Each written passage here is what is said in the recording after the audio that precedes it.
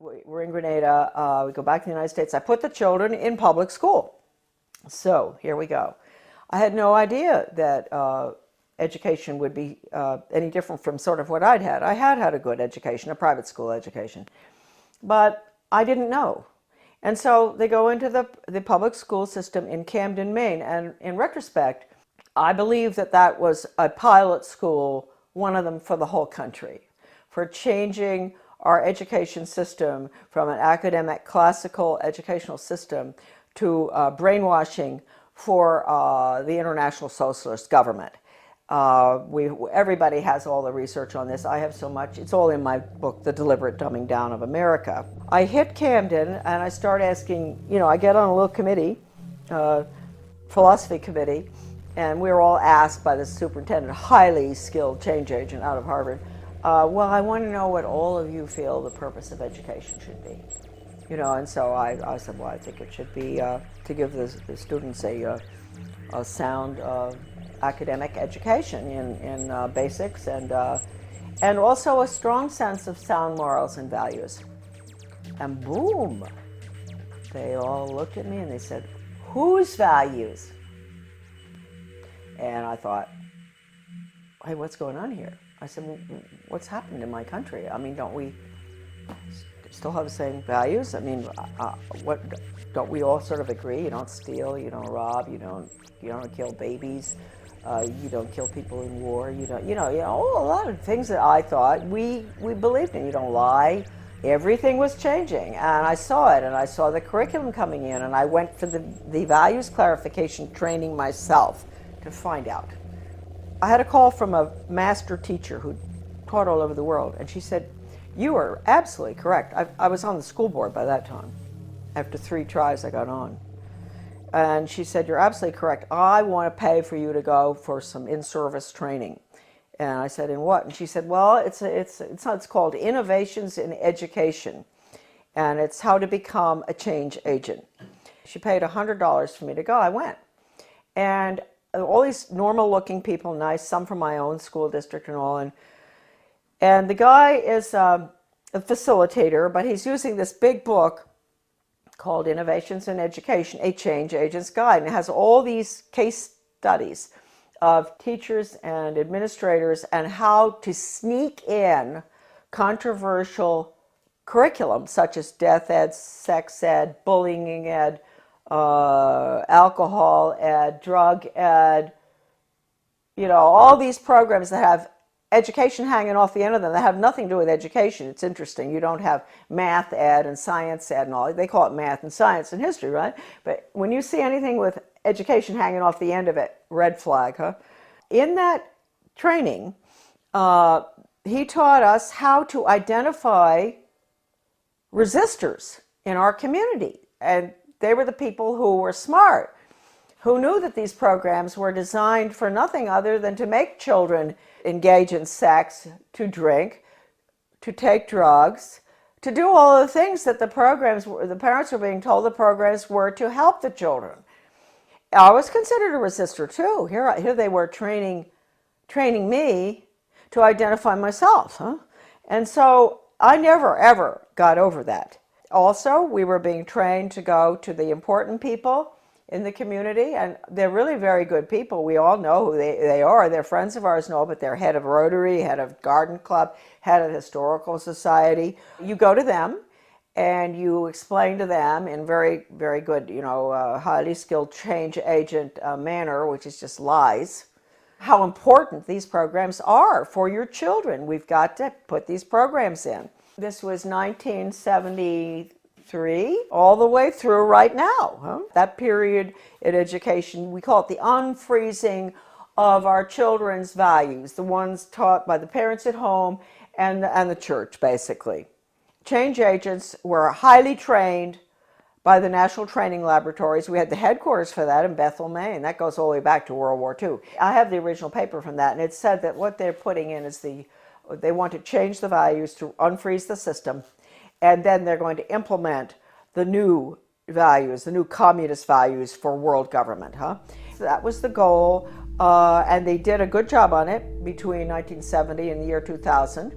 And now the values, as we can all see, people are saying, oh, well, we've got to be tolerant, there are no absolutes anymore.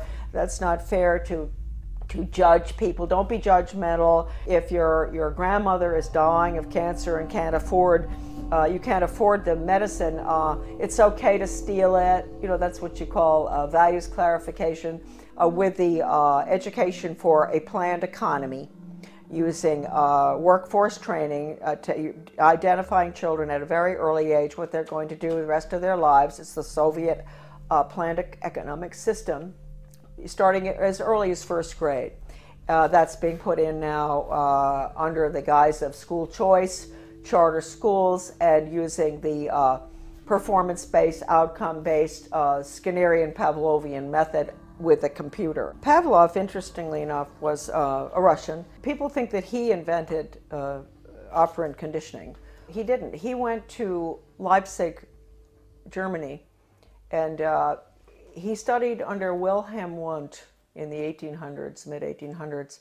Wilhelm Wundt was a philosopher, German philosopher, who was involved in trying to figure out how you can get people to do change, understanding the psychology, what makes people click, how you can get them to do what you want them to do, etc. And he became very frustrated with the inability to change people's behavior and their views and everything, doing the traditional way, lectures and this and that and all, and discussions and all.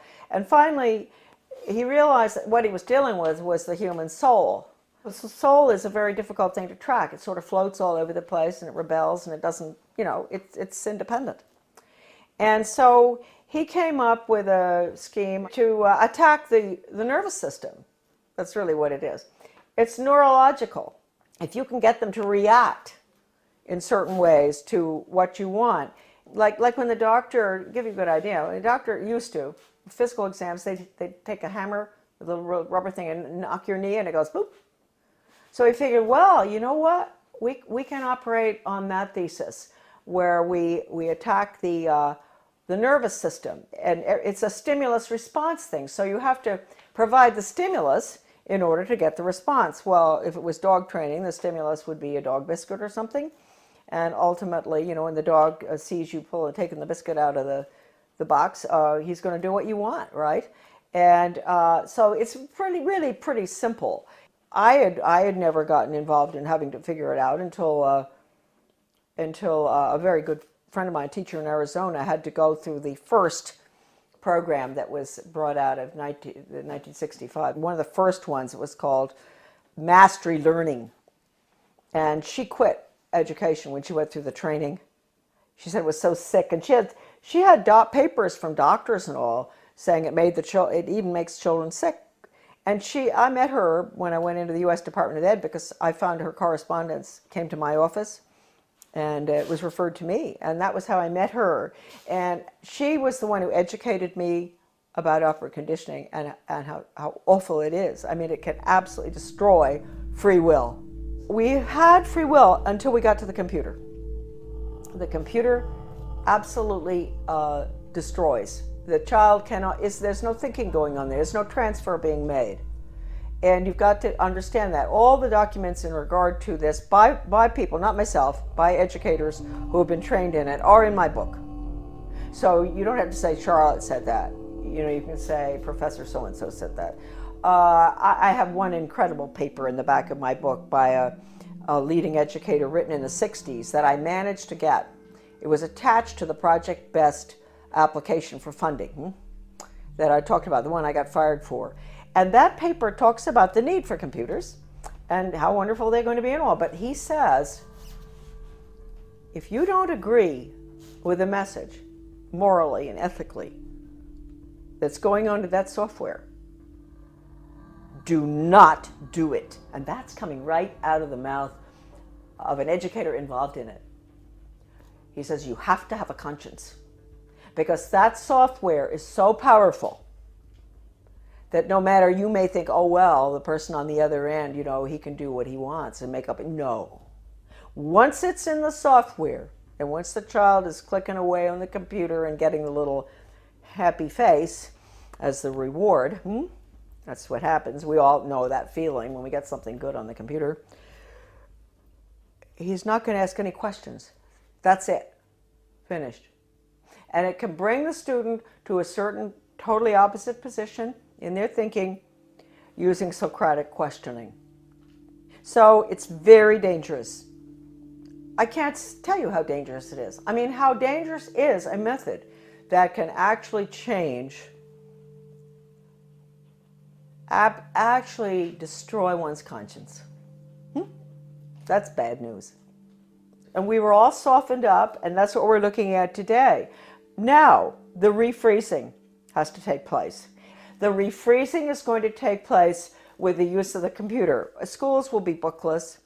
They are already some of these programs coming in. So anyway, I was on the board. I saw that. I went for the retraining. Then I got off the board and I formed with Bettina Dobbs of Maine, a wonderful teacher and a nurse. We formed something called Guardians of Education for Maine. And we were in business for about 15 years. We did a lot of very good work.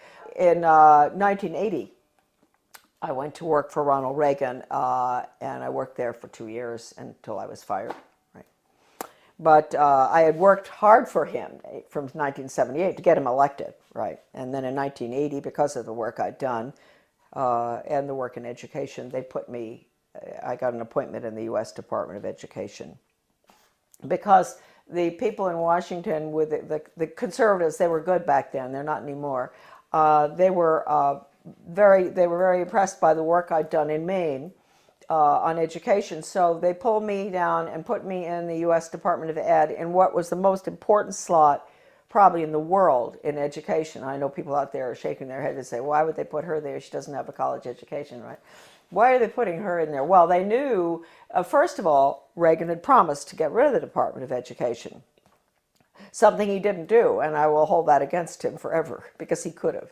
Since that was the plan, when they were staffing the department, they didn't have to put important people in those old slots. Like my slot that I got put into would have been filled by the former president of Harvard or Stanford or something, right?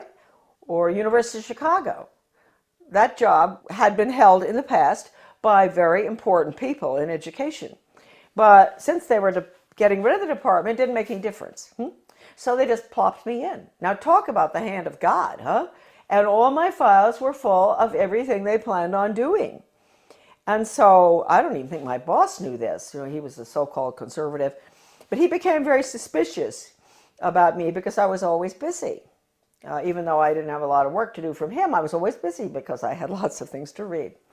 And I would stay after work. I'd stay until 2 a.m. in the morning. When everybody was gone, I'd get into everything. Sure, if it had just been the job and all the files and everything had been whisked away by these former very important educational change agent communists, Marxists, I would not have found stuff, but all the stuff was left in the office. What I saw was so depressing. That's hardly the word. I mean, this was the education of Charlotte. It was the greatest horror story I had ever encountered. And at one point, he wanted to get rid of me out of that office. He sent me up to the National Institute of Education, which is where all the research is performed. They send out all the grants and contracts to the universities or schools or whatever from there. I found out I was really in the belly of the beast right there, because I had access to all the computer printouts of all the grants and contracts of your money folks going out, not just across our country, but all around the world, about how to change the education system from academics to a brainwashing using Pavlovian, Skinnerian, operant conditioning computers and workforce training for the globalist economy, the corporate fascist, socialist, communist government that's coming right in this minute. I had a friend from Maryland who used to come and she had a huge Cadillac, and I'd get all my stuff and put it in, interesting for Maine people, LL bean bags. You know those big LL bean bags? Those huge ones? And I'd put all the papers in there, and at lunchtime we'd meet uptown for lunch. She'd come in, marvelous gal, Australian, who I absolutely love, probably one of the finest Americans who ever She was Australian, but she did more for our country than anybody I've ever known. Brilliant. We'd meet, dump the stuff in her car, go have lunch. She'd take it home. She'd get some of it out to the people across the country.